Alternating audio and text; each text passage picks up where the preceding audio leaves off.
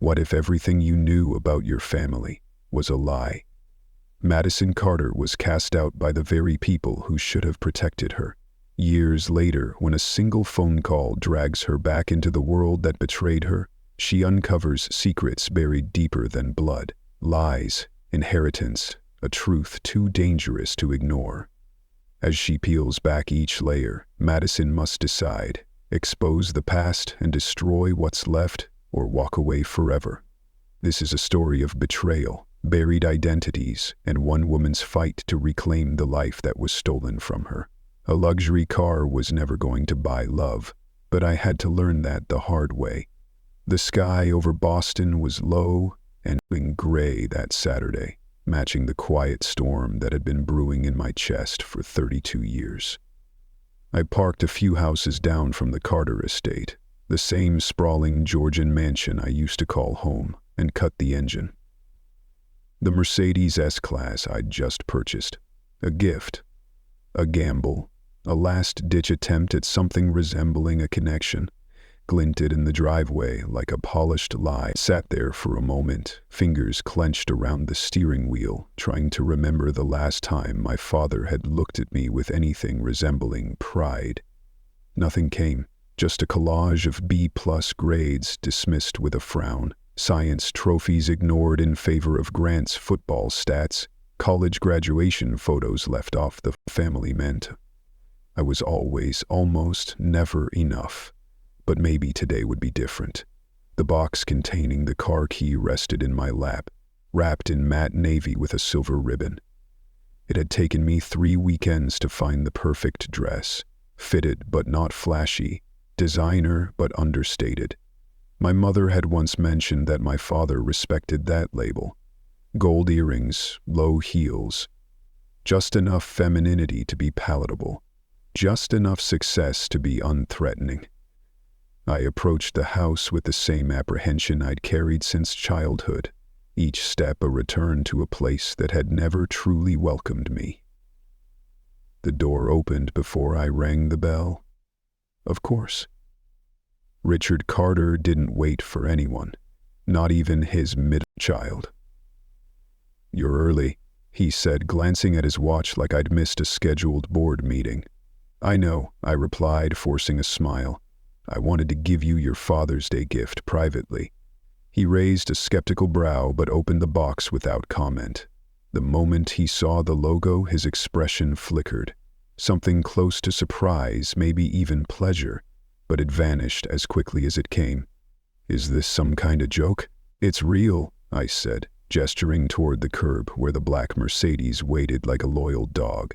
"Fully paid, titled in your name." Richard stepped past me without another word and approached the car, circling it like an investor inspecting a property. He asked about financing, insurance, depreciation. Not once did he ask why. "I got promoted," I offered, unprompted. "Senior investment strategist." He nodded absently. "Must be doing well if you're throwing away money like this." There it was, the backhanded compliment disguised as fiscal concern. My gift, like every accomplishment before it, had already been reframed as indulgence, as proof of poor judgment. He parked the car in the garage, not the driveway where guests could see, and thanked me with the efficiency of someone signing for a UPS delivery. The moment he turned his back, I felt the old sting of invisibility settle in my chest. I had dropped nearly a year's salary on a machine meant to bridge the distance between us, and he'd buried it like a secret. Later that night, I sat in my hotel room, staring at the sealed envelope in my purse. The DNA results. The truth I hadn't yet decided to unleash. I'd taken the hairbrush sample during my last visit, sent it to a lab under a false name, and waited. The answer had come weeks ago. Richard Carter was not my biological father. That fact should have filled in the missing piece. Instead, it raised 1,000 more questions. Why had he married my mother if he knew? Why raise me at all only to remind me in 1,000 subtle ways that I was never truly his? I called Taylor. She answered on the second ring. "He didn't thank me," I said, skipping pleasantries. Not really. Then return the damn car, she said without hesitation. He doesn't deserve it. I didn't respond. Please don't show him the test, she added. Not unless you're prepared to burn it all down. I promised I wouldn't. But that envelope stayed in my bag the next morning as I drove back to the estate for the annual Father's Day reunion. Guests were already arriving. Uncles, aunts, business partners who'd earned honorary family status. And there it was. The Mercedes, now proudly parked right in front of the entrance for everyone to admire. He hadn't thanked me, but he'd claimed it as I stepped onto the flagstone path, my heels echoing against the driveway. A thought struck me with quiet finality. This wasn't about gifts. It never had been. It was about identity. And by the end of the night, mine would no longer be up for negotiation. The Carter estate looked exactly as I remembered. Impressive in scale, cold in spirit. Perfect hedges, perfect bricks, a perfect lie. The guests mingled in the foyer, a choreographed swirl of tailored suits and pastel dresses, champagne flutes clinking, conversation flowing like an executive retreat masquerading as a family gathering. Everyone was here to honor the man of the hour, Richard Carter, the American patriarch. And yet none of them noticed the middle child slip through the door. My mother greeted me first, her embrace surprisingly soft, her voice laced with caution. "You look beautiful, Madison," she whispered, then quickly added, "Your father's outside with the Petersons." Of course he was. I passed familiar faces, my Aunt Loretta with her latest facelift, Cousin Derek still pretending his tech startup hadn't quietly folded, and finally reached the bay windows overlooking the back lawn. There he was, showing off the Mercedes to a semicircle of suited men. He opened the driver's door with a flourish, his voice carrying over the hum of conversation. "She handles like a dream, sleek German engineering, worth every penny. Not a single mention of where it came from." I watched as he ran a hand over the hood like it was a trophy he'd earned. "It's been like that all morning," a voice murmured beside me. I turned to see Nora, her wine glass half full, eyes soft with sympathy. 3 separate tours for 3 different groups? I heard Mom tell someone you bought it for him. That was generous. I smiled without humor. Generosity wasn't the goal. I just wanted him to see me. Nora's eyes held mine. "He never will. Not the way you want. Not because of you, Madison, but because of him." Her words hit with more force than I expected. She wasn't offering comfort, she was offering clarity. The rest of the afternoon unfolded in patterns I could have predicted blindfolded.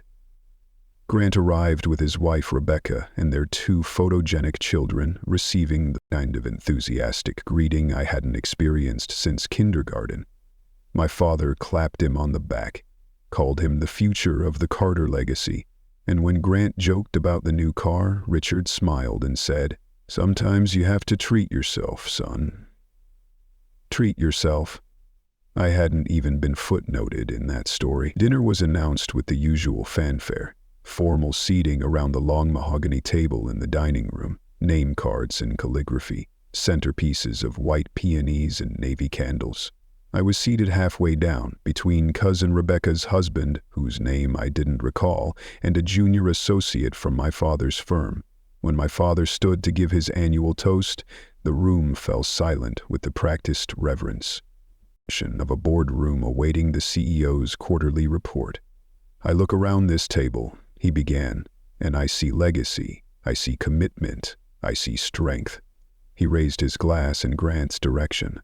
"To my son, whose vision and dedication have taken the Riverside project from blueprint to brilliance." He shifted to Nora.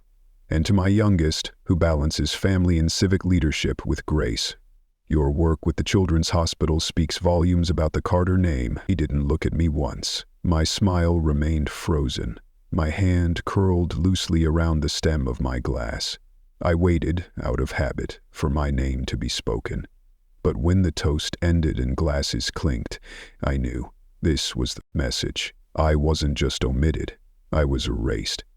Later, as the meal wound down and dessert was served, a guest, Mrs. Peterson, I think, turned toward me with syrupy sweetness. "And what about you, Madison? Still working in New York? Surely someone like you must have suitors lining up." Before I could formulate a diplomatic answer, Richard cut in, swirling his bourbon. "Madison's always been more focused on proving something than building something. Success, after all, is not just what you achieve, it's what you pass on."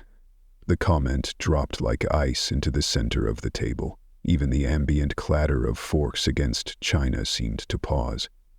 I caught my mother's sharp inhale across the room. Nora flinched. I set my wine down very gently. I didn't cry. I didn't argue. I didn't leave. Instead, I reached into my purse and let my fingers brush the sealed envelope once more. The DNA results, still unopened in front of anyone else, a secret I'd carried alone. Not tonight. Not anymore. I stood. All conversation stopped. "I have something for you, Dad," I said calmly, my voice slicing through the quiet like glass through silk. I placed the envelope on the table, right in front of him. "For Father's Day." Then I sat back down, my heart steady, my gaze unwavering. Let the silence do the rest. I didn't sleep that night. The silence of my apartment in Brooklyn was deafening after the chaos of the Carter estate. Every time I closed my eyes, I saw my father's face, frozen mid-sip, staring down at the envelope I had left like a grenade on the dinner table. But it wasn't his reaction that haunted me. It was mine. I hadn't planned to do it, not like that. I had told myself I'd wait for the right moment, a private one, maybe sit across from him in his office like two professionals, and calmly, logically go through the DNA test together. But when he said those words, "Madison's always been more focused on proving something than building something," the child in me snapped. The one who used to wait by the window, hoping he'd come to a school recital. The one who was told she was too intense, too dramatic, too much. Too much to love. The envelope sat unopened in my purse now, still sealed. He hadn't touched it. I'd left before dessert plates were cleared, before questions could begin. I didn't need his permission to own the truth anymore. Still, I needed more than a lab report. I needed the why, so I did what any data-minded woman with insomnia and years of emotional debris would do. I started digging. It began with an email to my mother. "Do you remember the name of the hospital where I was born? Just needed for a background check form." It was a lie, but a small one. She responded by morning, "St. Andrew's Memorial, March 14th, 1988. You came out stubborn and silent, like you already knew the world was a mess." I smiled at that. For a moment, I let myself imagine that she had known something. That she'd always felt the fracture beneath the surface but couldn't name it. By noon, I was on the phone with St. Andrew's Records Department, pulling every string I had. I'd worked with enough medical data analysts to know the language, the loopholes. I didn't ask for my medical file. I asked for my mother's. "She's deceased," I explained to the clerk. "I'm the only next of kin. I'm trying to settle a family dispute." There was a pause. Then typing. Then the sound of a printer somewhere in the background. "I can send you what we have on Eleanor Matthews," the woman finally said. "But you should know, the file is thin, mostly administrative. Birth reports get archived differently." I gave her my office address. I didn't want this delivered to the apartment. Too many nosy neighbors, too many fragile things. The file arrived 2 days later, a thin manila envelope, hand-delivered by a courier. My name, printed in all caps, stared back at me from the label like an accusation. I waited until nightfall to open it. I poured a glass of red wine, turned off the overhead lights, and sat cross-legged on the floor like I was opening a letter from a ghost. Inside were 4 pieces of paper, 1 discharge summary, One list of attending physicians, one bill of service, and one note, handwritten. I stared at the last one for a long time before I picked it up. It was on hospital stationery, the kind with blue ink borders and the St. Andrew's crest in the corner. The handwriting was unmistakable. Slanted to the right, long loops on her G's and E's. Eleanor Matthews, a mother. The date at the top, March 12, 1988, 2 days before I was born. To whoever finds this, if anything happens to me during labor, please let Madison know that none of this was her fault. I made choices, bad ones maybe. But she didn't ask for this. I want her to know love. I want her to feel chosen. If Richard ever tells her different, he's protecting himself, not her. Tell her she was mine and that I loved her, even when I didn't know how to show it. Eleanor. I dropped the paper. For a second, I couldn't breathe. The words didn't just confirm what I feared. They opened a chasm of new questions. What did she mean by bad choices? Why mention Richard by name? Why would he need to protect himself? And more than anything, why was this note never given to me? I sat in the dark, shaking. This wasn't about DNA anymore. This was about tension, about the silent agreements adults made while children slept in cribs nearby, about a man who built his empire on control, and a woman who, in her final hours before motherhood, tried to break free of it. I picked up the letter again, read it 3 more times. Then I grabbed my coat. It was time to talk to Nora. Nora didn't ask questions when I called. There was a long pause on the other end of the line, the kind that felt like both hesitation and recognition. And then she said, "You still like your coffee black, right?" 10 minutes later, I was sitting across from her in a booth at the Millstone Diner on 5th Avenue. The booth we used to share after school. Same cracked vinyl, same smell of burnt hash browns and something sweeter. Nostalgia, maybe, or regret. She looked the same, but older. Her red curls were pulled into a low bun. There was a new hardness around her mouth, a tightness in her eyes. Life had drawn lines across her face, but not eroded the soul behind it. "You came back," she said simply, stirring her coffee even though she hadn't added anything to it. I pulled Eleanor's note from my bag, smoothed it flat on the table between us. Her eyes widened the moment she saw the letterhead. "I didn't come back for revenge," I said, watching her reaction. "I came back for the truth." Nora didn't touch the paper. She just stared at it, her hands curling slowly into fists on either side of her mug. I let the silence stretch, letting her choose her own moment. "She wrote that?" she finally whispered. I nodded. "She tried," she added after a beat. "God knows Eleanor tried. But he was too strong. She mentioned him by name," I said he was protecting himself, not me. Nora looked down, her expression brittle. "I figured you'd find out eventually. That's why I stayed close." "You knew?" Her eyes flicked up to mine. "Madison, I was there the night she went into labor. Richard wasn't. He was at some conference in D.C. trying to land the defense contract." "Of course he was," Nora continued. "I drove Eleanor to the hospital. She was already in pain. But she was calm, too calm. She kept saying, 'If anything happens, tell Madison she was wanted.'" A knot twisted in my chest. "She must have known," I said, "that he might take that away from me." Nora took a long sip from her coffee before answering. "Richard was furious when he found out she'd written something. He searched the house top to bottom. I told him I didn't know where the note went, but I kept a copy. I filed it under Eleanor's name at St. Andrew's. Figured one day, if you ever needed it." I looked at her then. Not just as the family friend who taught me to ride a bike, not just the neighbor who gave me books when I was grounded, but as a woman who had made a dangerous choice. She'd gone against Richard Carter. "Why didn't you say anything before?" Nora's voice softened. Because you were still his daughter, and I knew the moment you questioned that, your whole world would shift. I wanted you to be ready.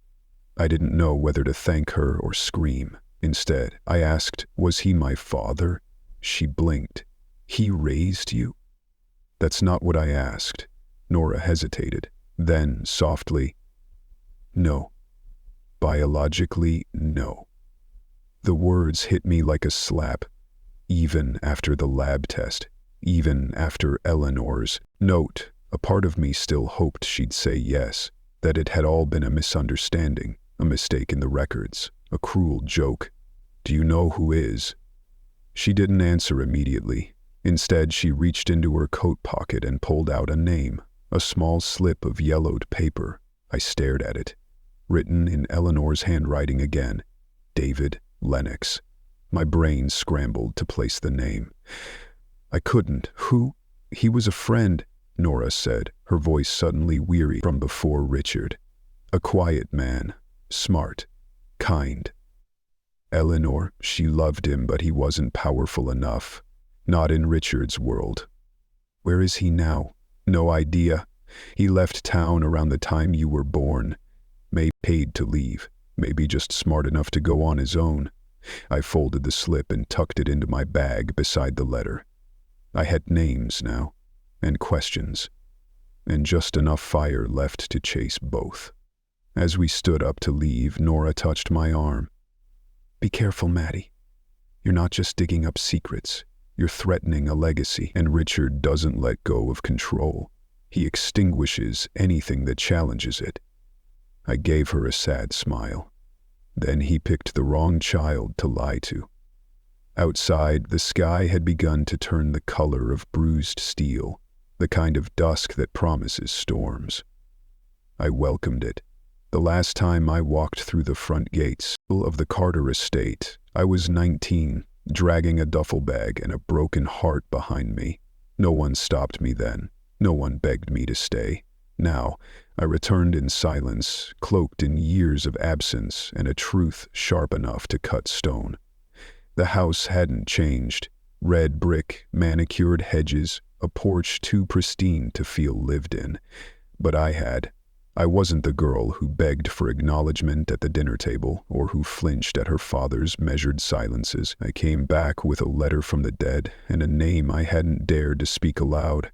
Inside, the air was unnaturally still, as if time had paused the moment I left. I crossed the polished foyer, the marble echoing under my boots. From the second floor, I heard voices, calm, confident, my father's and another I didn't recognize. Legal talk, clipped tones. My timing was perfect. Ms. Carter, the housekeeper Denise said with startled breath as she appeared from the hallway. Her eyes widened. We weren't expecting... I know, I interrupted gently. Is he busy? Her mouth opened, then shut. He's with the estate lawyer. I smiled. Even better. Denise hesitated. She always liked me, more than she dared admit. Then stepped aside. I moved toward the study, the thick door slightly ajar. I didn't knock. Richard sat behind his desk, framed by shelves of law books he'd never read. His silver hair was perfectly combed, his suit tailored down to the stitching.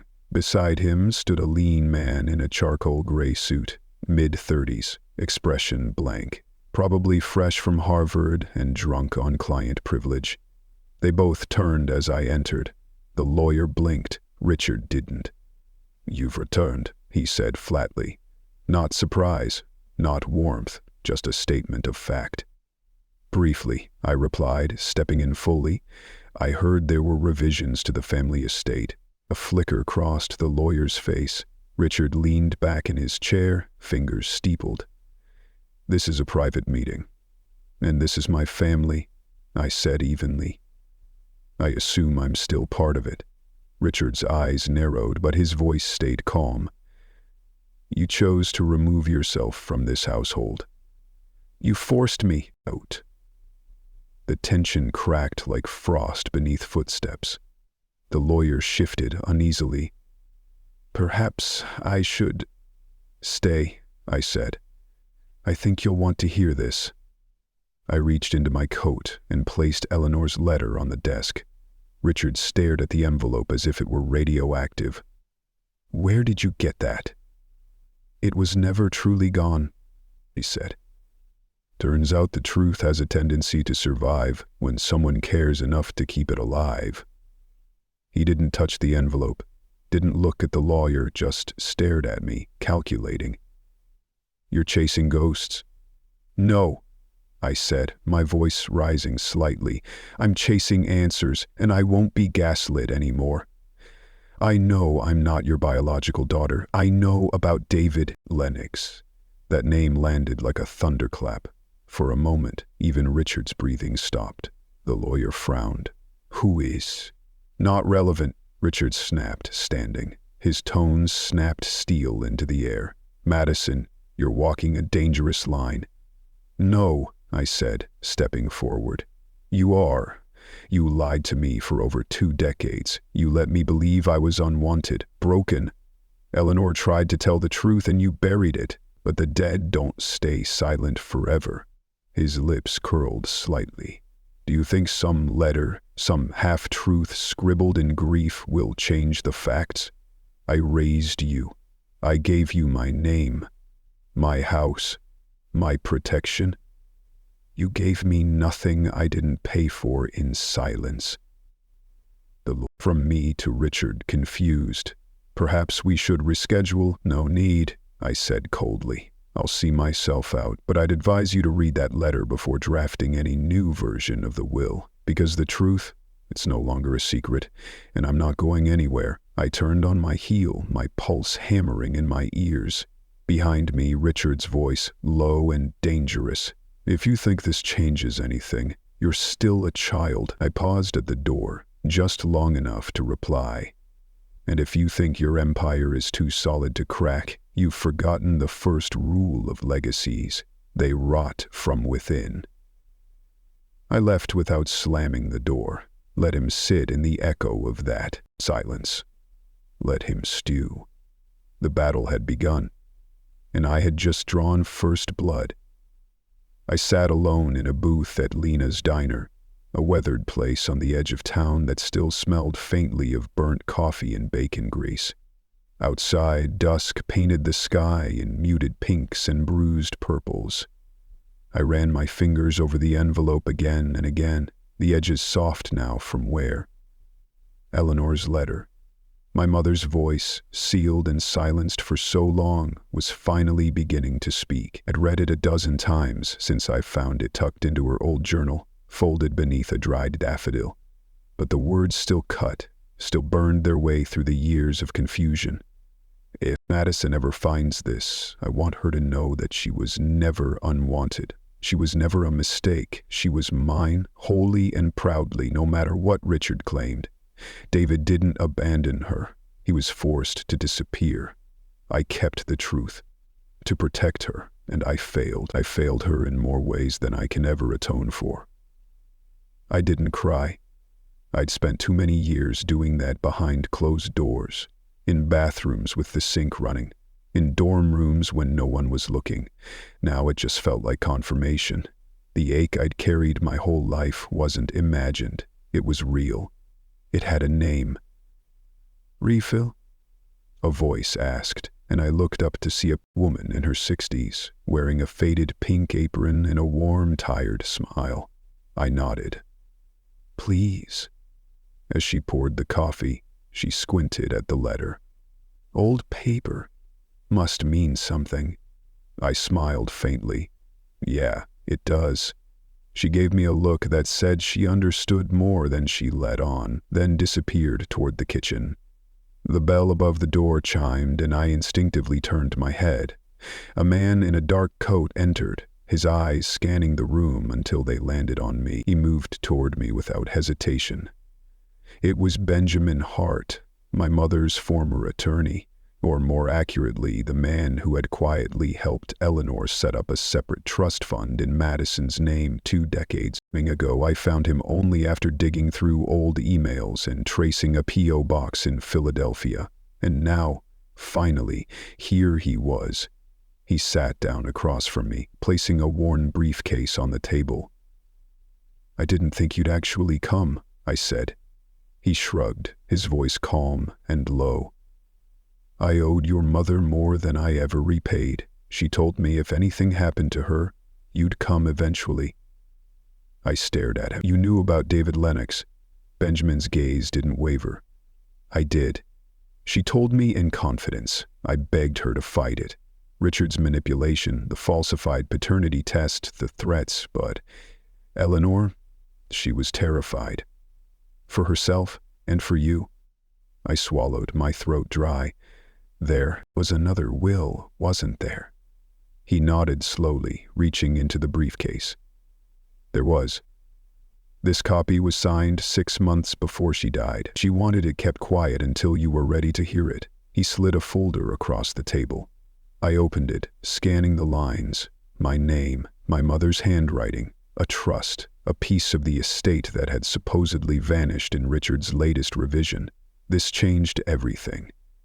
"I want to challenge the current will," I said, almost without thinking. Benjamin didn't flinch. "That will start a war, Madison." I looked at him, eyes steady. "It already started. I'm just changing the rules." A pause. Then he gave a slow nod. "Then we'll need more than this. Documents, testimonies, and most importantly, proof Richard knew she wanted you to have this and suppressed it." I thought of the envelope still sitting unopened on his desk. "I have something better," I said. I gave him the original letter. He didn't deny it, just buried it with silence. He's panicking. "That's how I know I'm close." Benjamin sat back, assessing. "All right, I'll prepare what I can, but tread carefully. If Richard Carter senses you're coming for his empire, he won't fight fair."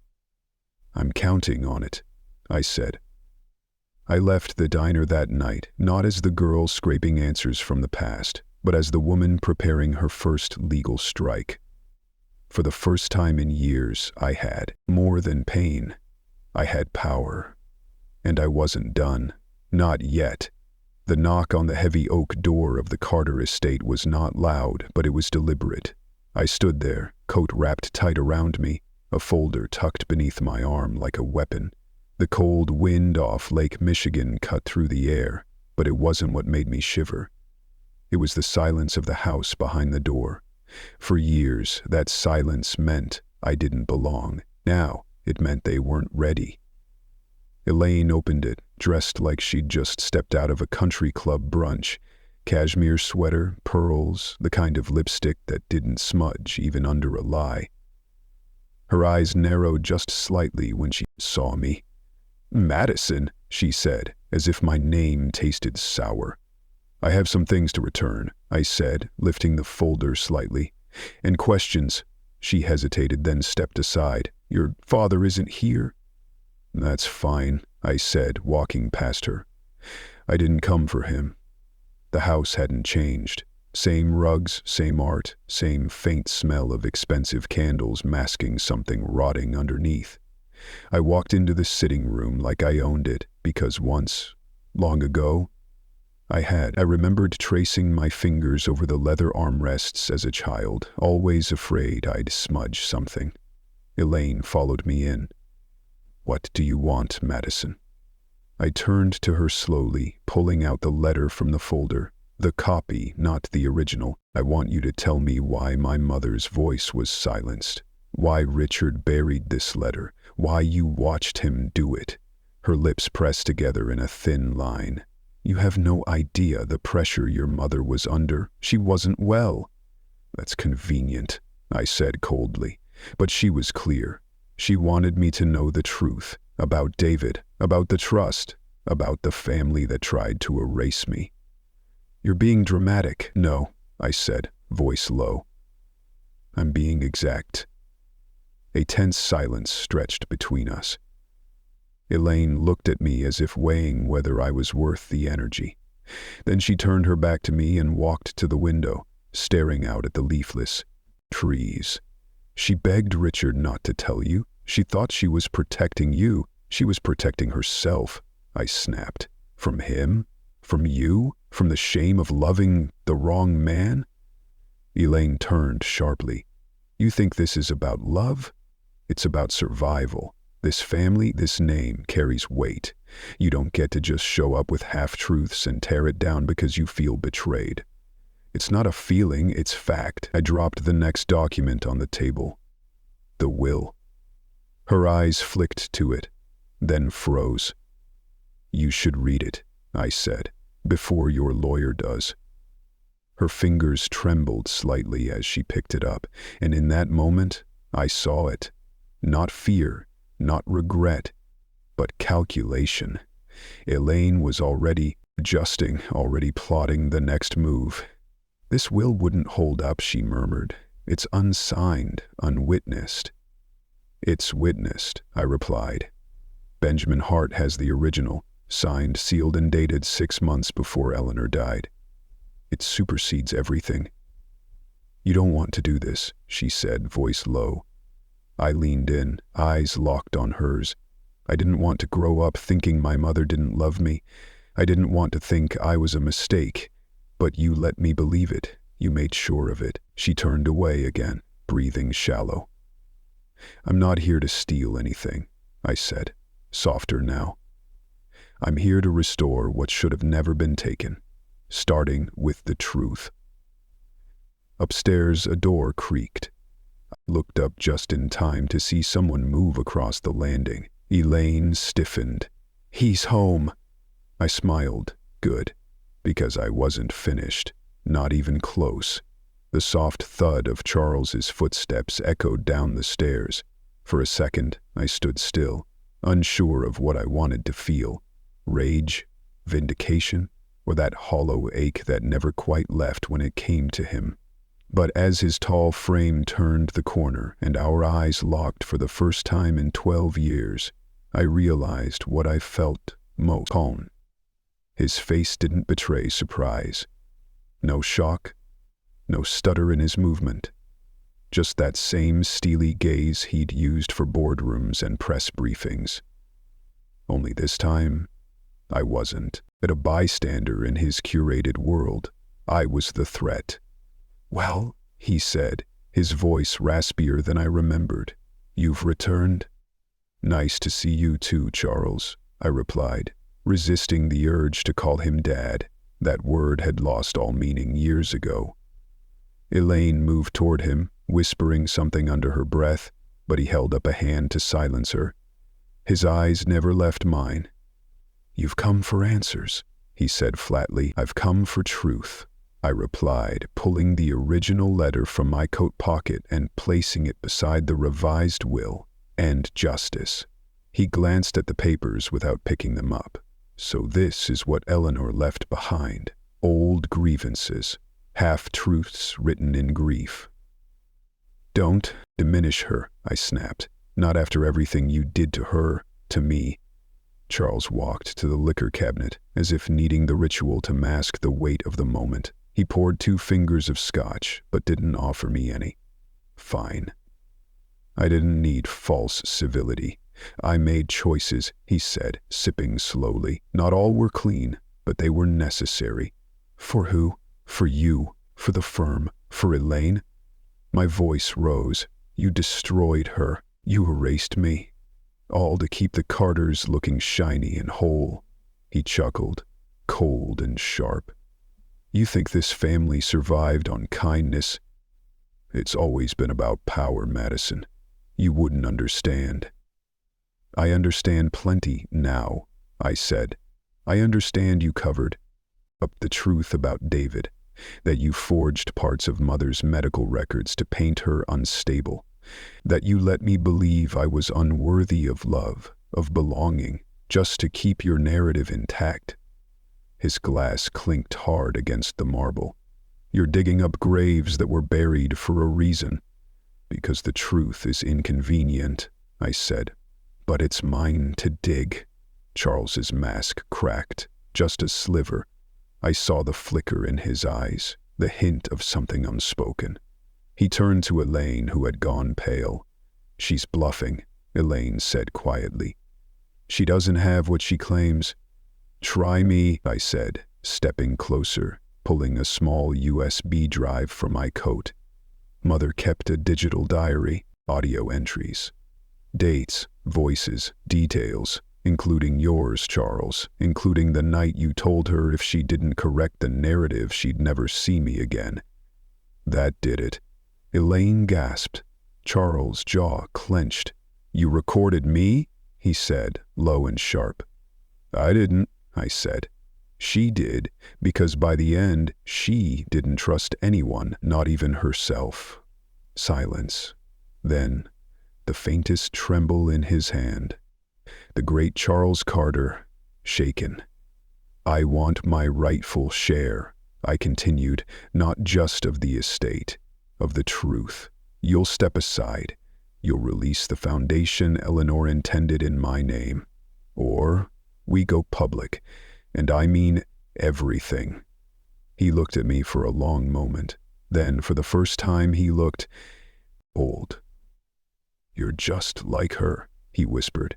I take that as a compliment, I said, turning to leave. But just before I crossed the threshold, his voice followed me. You think this ends with truth, Madison. It doesn't.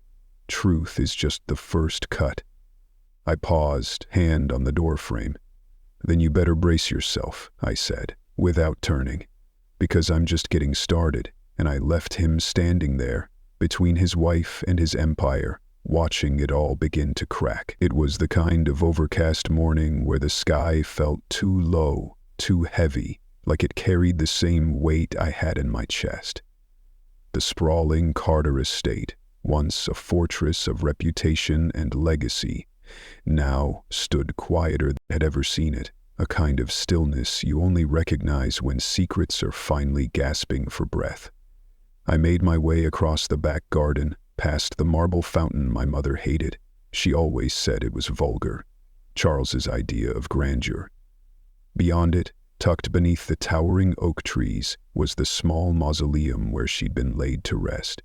No fanfare, no white roses, just stone and silence. I knelt down before her name. Eleanor Bennett Carter, beloved wife, loyal mother. I brushed off the dew gathering at the base of the marker. Funny how a few words tried to sum up a life so full of betrayal and silent defiance. I read your letters, I whispered. I know everything now. Somewhere between the rustling leaves and the distant groan of wind, I almost imagined her answering. Not with words, but with presence. I'm sorry I wasn't strong enough to ask sooner. But I'm here now. The rustle of gravel behind me made my heart tense. I stood quickly. It was Valerie. She stood with her arms folded, her face unreadable, a scarf pulled tight around her neck. I thought you might come here, she said, her voice smaller than I expected. I didn't say anything. I used to sneak out here, you know, she continued, stepping closer. Right after the funeral, I'd talk to her like you are now, but I never heard her talk back. Maybe you weren't listening, I said, not unkindly. She nodded, eyes on the stone. Do you believe she killed herself? The question cut through the air like ice. I exhaled slowly. No, I don't. Valerie swallowed hard. Me neither. There was a pause, heavy, uncertain, but shared. She left me a letter too, Valerie said quietly, reaching into her coat. It wasn't long, just 2 pages. But in it, she said she regretted not fighting harder, not for you, not for herself. My throat tightened. Why didn't you ever tell me? Because I was a coward, she admitted, her voice cracking. And because Charles said if I ever reached out to you, he'd cut me off like he did her. And I wasn't brave enough to be poor. There it was. The raw truth, unvarnished.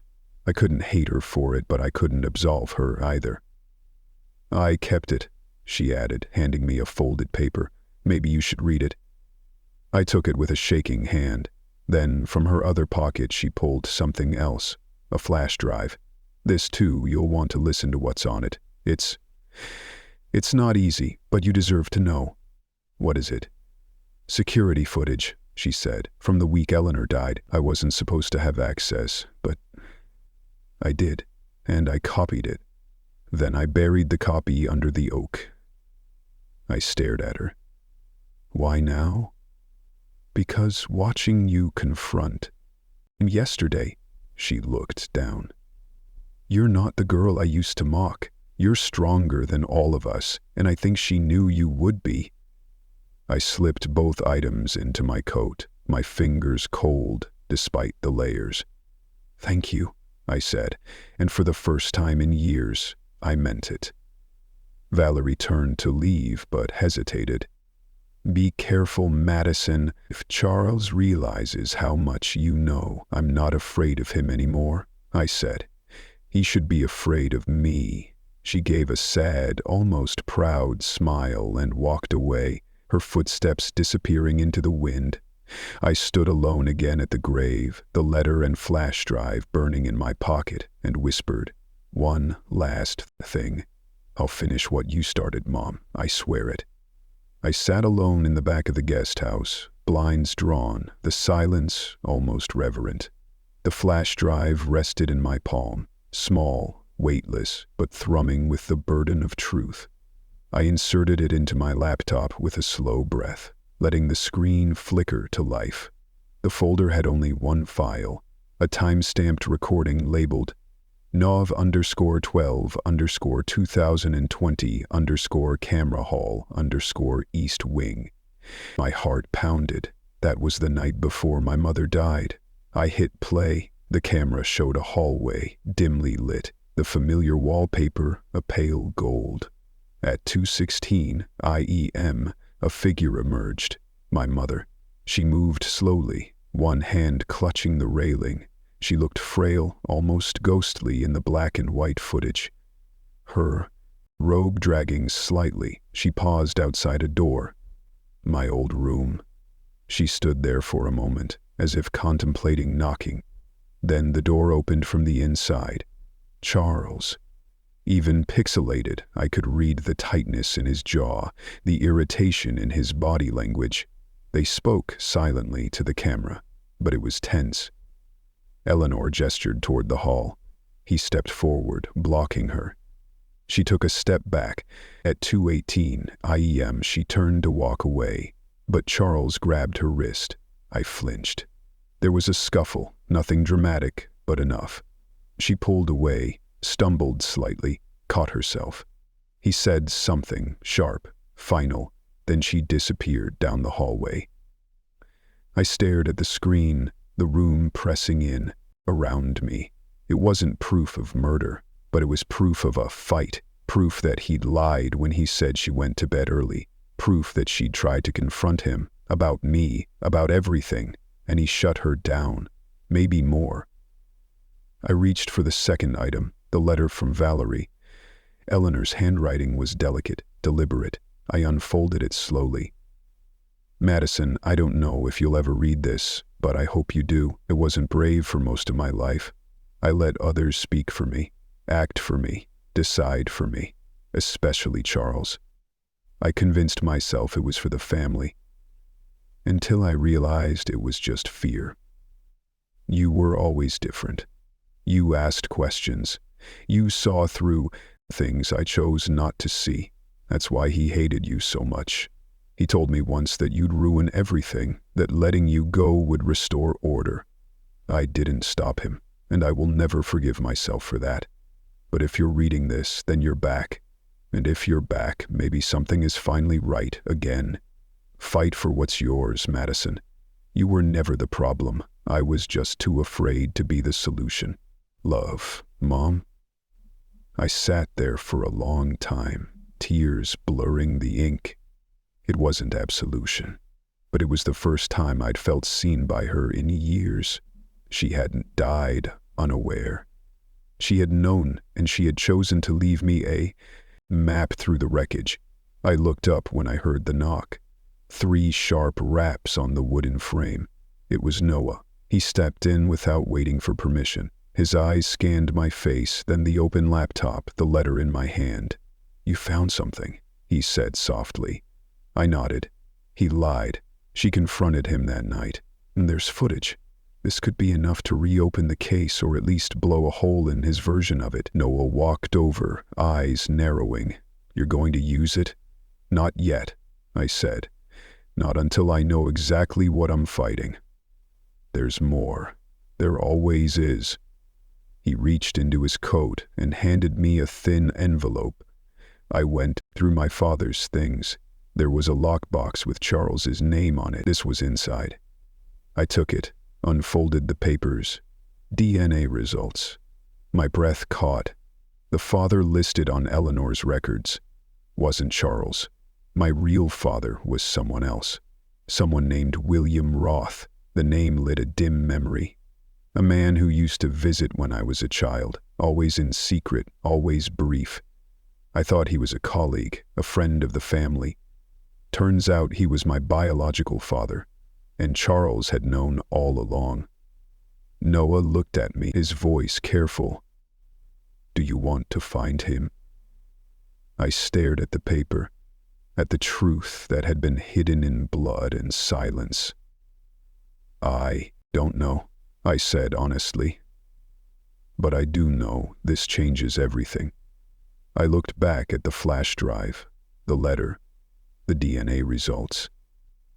This isn't just about me anymore, I whispered. It's about everything he built on lies, and it's about time it all came down. The morning of the hearing was unusually quiet. No birdsong, no cars, just the low hum of tension vibrating through the air like a warning. I stood in front of the courthouse, sunlight cold on my face, clutching the folder that contained everything: Eleanor's letter, the flash drive, and the DNA results. Each piece of paper was a shard of a truth long buried, and today I was finally going to cut through the silence. Inside, the courtroom buzzed with whispers. Elaine sat in the front row, her designer scarf a little too tightly wrapped, her expression carefully blank.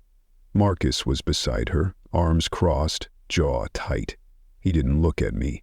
Charles, of course, was nowhere in sight. Noah sat next to me at the petitioner's table, offering nothing but quiet presence. His support had never been loud. It didn't need to be. When the judge entered and the room rose, I inhaled slowly. For the first time in years, I didn't feel small in this room. I didn't feel like the girl they discarded. I was the woman returning for the truth. Mrs. Carter, the judge began. You're contesting the amended will? Yes, Your Honor, I said, my voice steady. And I'm submitting evidence that calls into question the integrity of its contents. I handed over the documents, watching as they were passed to the clerk, then to the judge's bench. The courtroom hushed as he began reading. From the corner of my eye, I saw Elaine shift uncomfortably. And then the doors creaked open. Charles walked in. His cane struck the floor with every step, measured, deliberate. He was thinner than I remembered, but his gaze still burned like frostbite. He took his seat at the defense table without looking at me, but his fingers trembled as he adjusted his tie. The judge's voice cut through the quiet. Mr. Carter, you've been accused of deliberately omitting biological paternity in estate planning and coercing your wife, the late Mrs. Eleanor Carter, under emotional duress. Do you have anything to say before I proceed with review? Charles rose. For a moment he said nothing. Then his eyes met mine. There are things better left buried, he said. It wasn't a denial. It wasn't even a defense. It was a threat. I stood, my voice ringing clearer than ever. Maybe for you, but not for me. The judge raised a brow. Please continue, Miss Carter. I reached for the flash drive. I have security footage from the night my mother died, showing an altercation between her and Mr. Carter.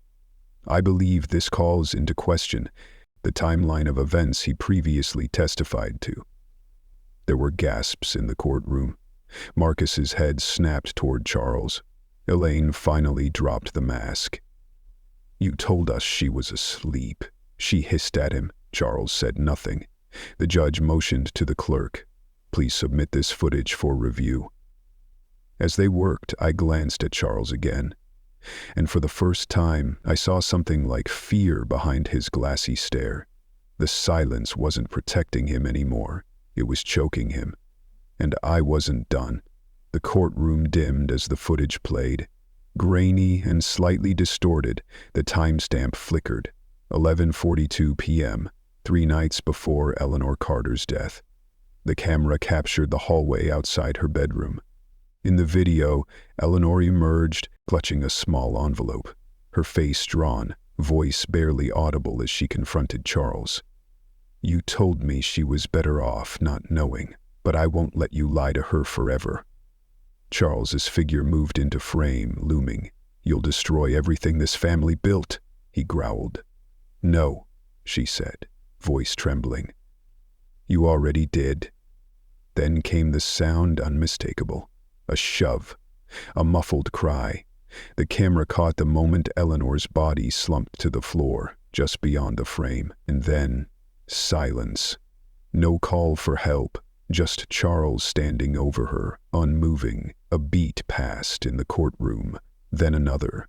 No one breathed. The judge's gavel finally struck. "Court will reconvene tomorrow for a ruling. In light of this new evidence, I am ordering a formal review of the deceased's cause of death and the legitimacy of the amended will." Charles didn't flinch. He simply lowered his gaze like a man watching the foundation crack beneath him. Outside, the sky had turned a hazy gray. I walked out with Noah at my side, the chill in the air not quite reaching the fire still smoldering in my chest. "I didn't come back to destroy them," I said quietly, "just to stop pretending I wasn't destroyed by them." Noah nodded. "You did that today?" Elaine exited minutes later, not looking at me. Her heels clicked across the pavement, hollow and uneven. Marcus hesitated in the doorway before approaching. "You were telling the truth the whole time, weren't you?" I looked at him, really looked at him, and saw the cracks. Not evil, just complicit. And maybe that was worse. "I don't need your apology," I said, "but I hope you find a way to live with what you ignored." He said nothing more. That night, back in my apartment, I opened Eleanor's letter one last time. Her handwriting wavered with age and regret. "I'm sorry for the years I let silence speak for me, but I believe in your voice. Use it." I folded the letter and placed it beside a framed photo of her, one I took the summer before everything fell apart. Tomorrow the court would decide what to do with the will, but tonight, for the first time, I felt free. Not because I'd won, but because I'd finally chosen not to stay silent. And in that silence, I broke. Something else had begun to grow. Truth, on my terms. Justice, not for revenge, but for peace. And I was ready. Thank you for staying with this story until the very end. Behind every twist lies a truth waiting to be heard, and behind every silence a voice that deserves to rise. This tale is not just about revenge. It's about reclaiming identity, justice, and peace. If it moved you, inspired you, or made you reflect, then it's done its job. Until next time, stay brave, speak up, and never let anyone silence your truth.